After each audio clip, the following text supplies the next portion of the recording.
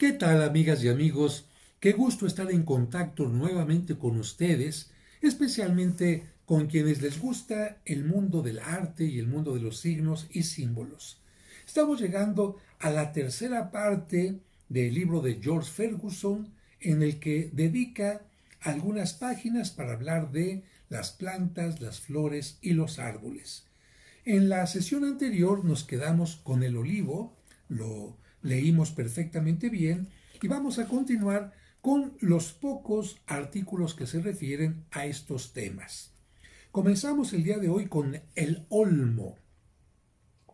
El olmo expresa la dignidad de la vida, su amplio crecimiento y el hecho de que sus grandes ramas se orienten en todas direcciones representan la fuerza que extrae el creyente de su fe en la Sagrada Escritura. Paja. Esto se refiere particularmente a una leyenda. Algunos dicen que cuando nació el niño Jesús había no solamente paja de la que se da de comer a los animales, sino también había este tipo de planta, este tipo de flor mezclada junto a ella para hacer menos desagradable el lugar. Por eso, ¿qué nos dice el texto? Paja. Esta planta recibe su nombre de una leyenda según la cual había sido mezclada con la paja donde estaba acostado el niño Jesús. Palma. Entre los romanos era el símbolo de la victoria. Este sentido se conservó en el simbolismo cristiano, donde una rama de palma evoca el triunfo del mártir sobre la muerte. Siempre que vean ustedes a un santo que tiene una palma en la mano, ¡ay, es que estaba el Domingo de Ramos! No, una palma en la mano representa que ese santo murió martirizado. Se suele pintar a los mártires con una palma que reemplaza o se suma a los instrumentos de su martirio. A ver, te lo explico. A ver, mataron a esta persona con un hacha, lo pueden poner con un hacha aquí y una palma del martirio. Mataron a esta persona con una lanza, puede tener en la mano una lanza y al mismo tiempo una palma, instrumento de martirio y la palma o simplemente la palma. Cristo lleva muchas veces la palma como símbolo de su triunfo sobre el pecado y la muerte. Con más frecuencia se asocia con su entrada triunfante en Jerusalén, de acuerdo al libro de San Juan, Evangelio de San Juan, que dice lo siguiente.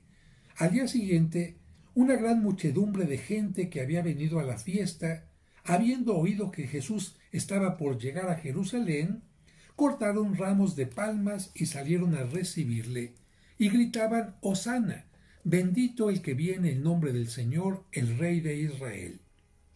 Un báculo de palma, un báculo es como un bastón, un báculo de palma es atributo de San Cristóbal. Esto se refiere a su leyenda en la que se menciona que arrancó una palma para apoyarse durante sus viajes, porque era muy alto, muy grande, muy fuerte. Y después de conducir a Cristo, recordarán ustedes que Cristo se le presentó como un niño, porque San Cristóbal estaba buscando a Jesucristo para servirle, y mientras lo encontraba, se puso a cruzar a la gente que no podía cruzar un río. Él sí era grande, era alto, era musculoso, y entonces ayudaba a un anciano, ayudaba a otra persona, y en cierta ocasión la leyenda nos dice que vio a un niño que le pidió que lo cruzara y lo cargó. Y cuando lo iba cargando sintió que el niño pesaba cada vez más, más, más y sentía que se hundía Cristóbal hasta que finalmente llegó al otro lado y le dijo, ¿quién eres tú? ¿Por qué pesabas tanto? Y el niño le dijo, soy Jesucristo que ha venido a salvar al mundo y tú me has cargado a mí juntamente con los pecados del mundo. Después de que San Cristóbal y le hizo este favor a Cristo, evidentemente que el niño lo bendijo, y después de que condujo a Cristo, nos dice aquí, a través del río, Cristóbal clavó en el suelo el báculo que había arrancado y ahí volvió a florecer la palmera y dio fruto. Finalmente, un traje hecho de hojas de palma es atributo de San Pablo el ermitaño.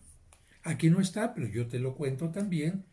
En los libros apócrifos se menciona que cuando la Virgen María estaba a punto de terminar su etapa en este mundo, algunos dicen morir, algunos dicen el tránsito, algunos dicen la dormición, sea como le llamen los distintos textos, un ángel bajó del cielo y le entregó una palma a la Virgen María, una rama de una palma, no una palmera, sino una rama, porque la palma, recuerda, siempre es verde, para decirle a María, aunque vas a terminar tu etapa en esta tierra, vas a seguir verde como la palma, viviendo como la palma en la presencia de Dios. No vas a morir.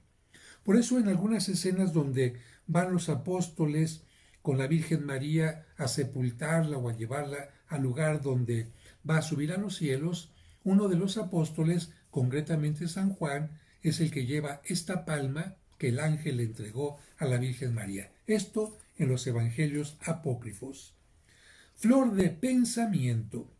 Aunque es raramente pintado en el Renacimiento, simboliza el recuerdo y la meditación. Bueno, pues de ahí su nombre, pensamiento, que tiene muchos colores, así como sus recuerdos y nuestras meditaciones.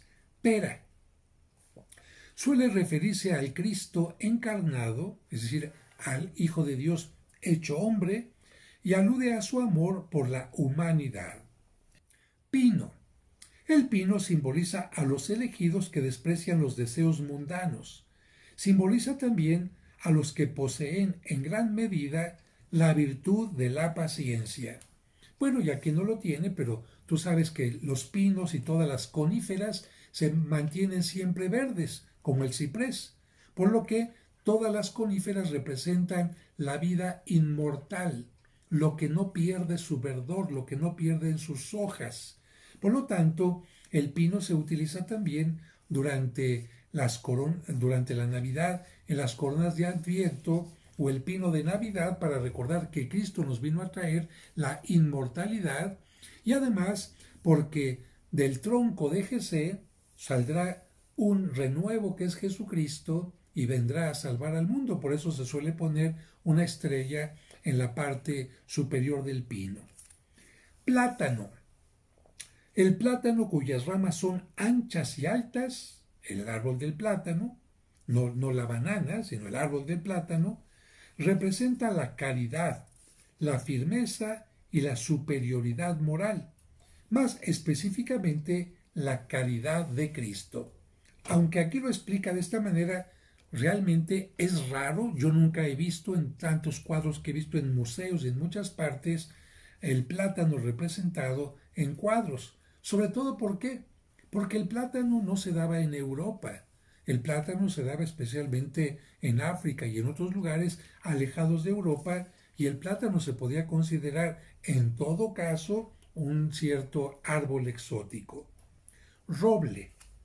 Mucho antes de la era cristiana, los druidas, estos personajes que vivieron especialmente en esta zona llamada Francia, las Galias, adoraban el roble.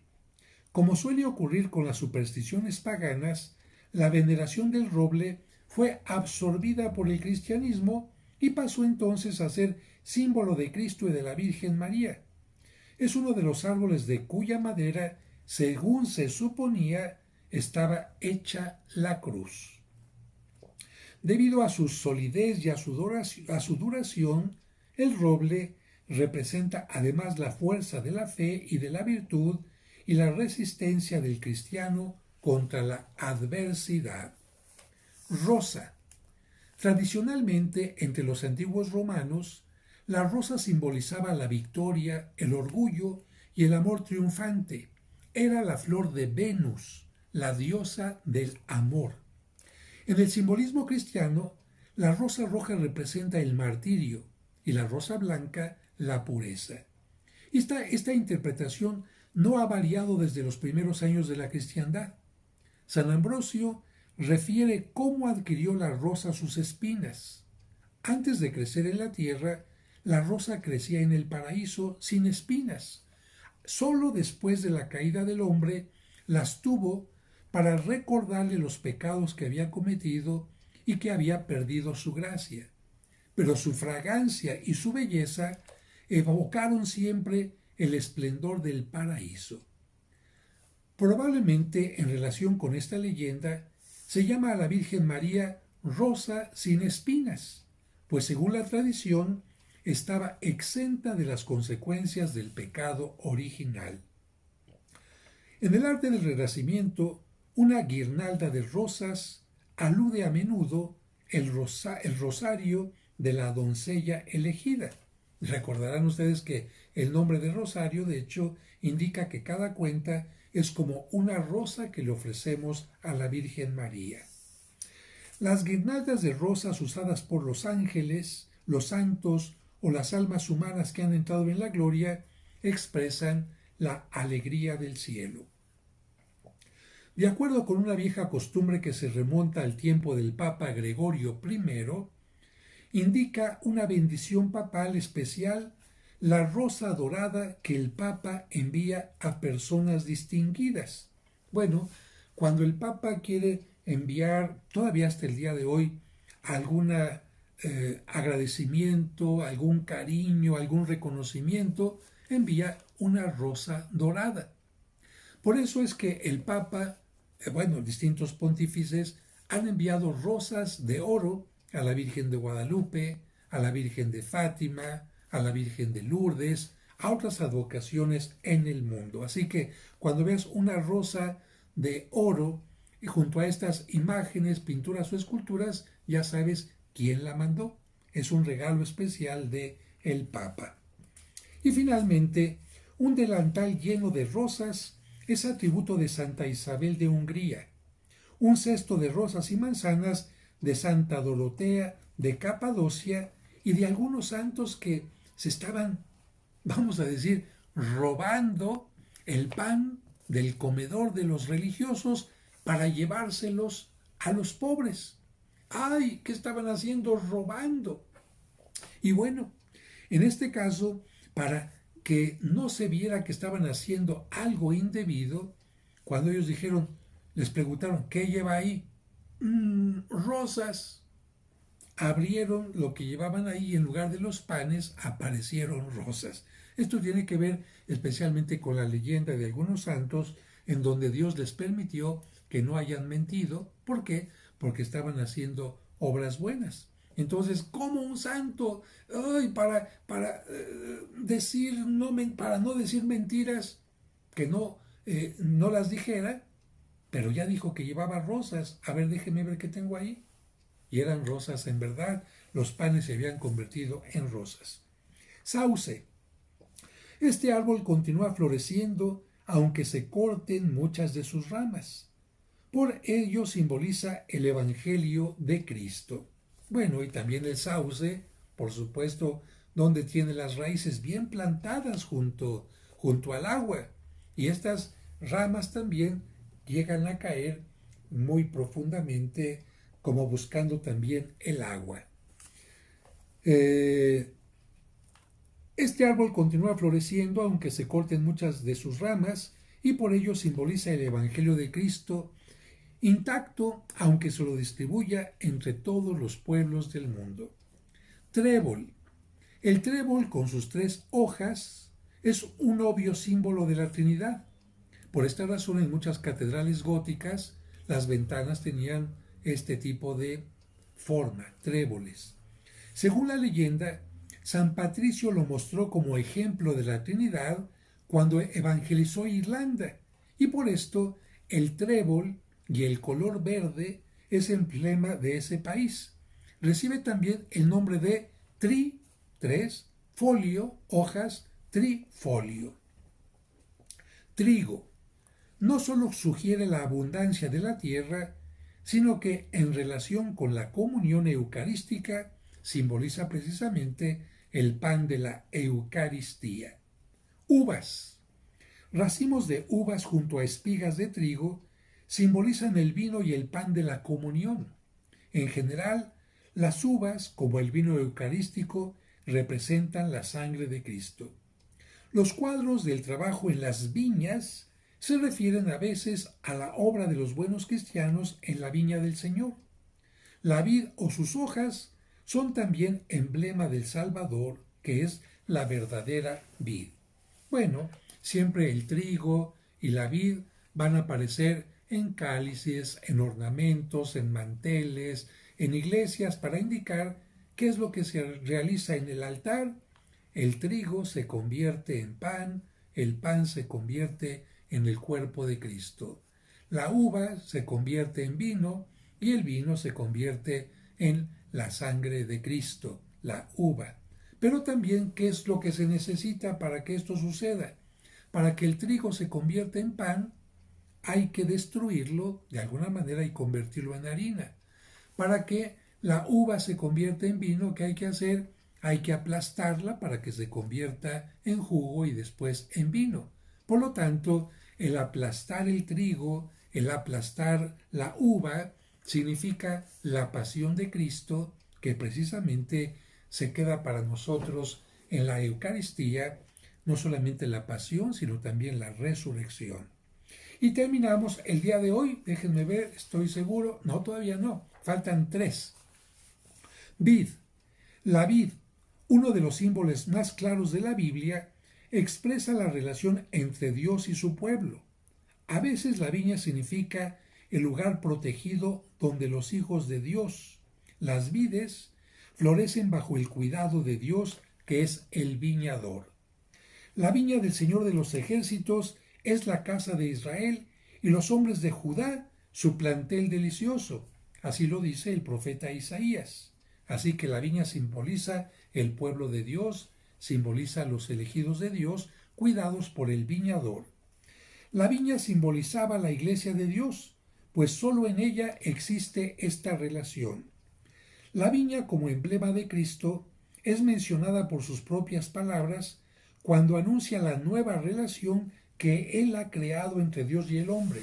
Cuando Cristo dice: yo soy la verdadera vid y mi Padre es el viñador. Yo soy la vid, ustedes los sarmientos. Quien está unido conmigo y yo con Él, ese da mucho fruto, porque sin mí nada pueden hacer. Mi Padre queda glorificado en que ustedes den mucho fruto y sean discípulos míos.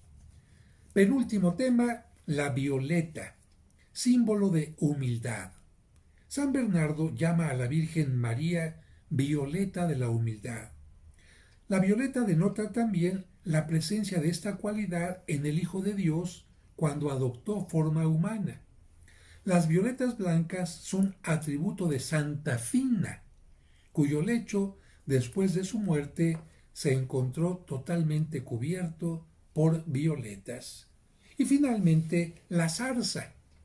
Era una zarza, la mata ardiente donde un ángel del Señor se apareció a Moisés.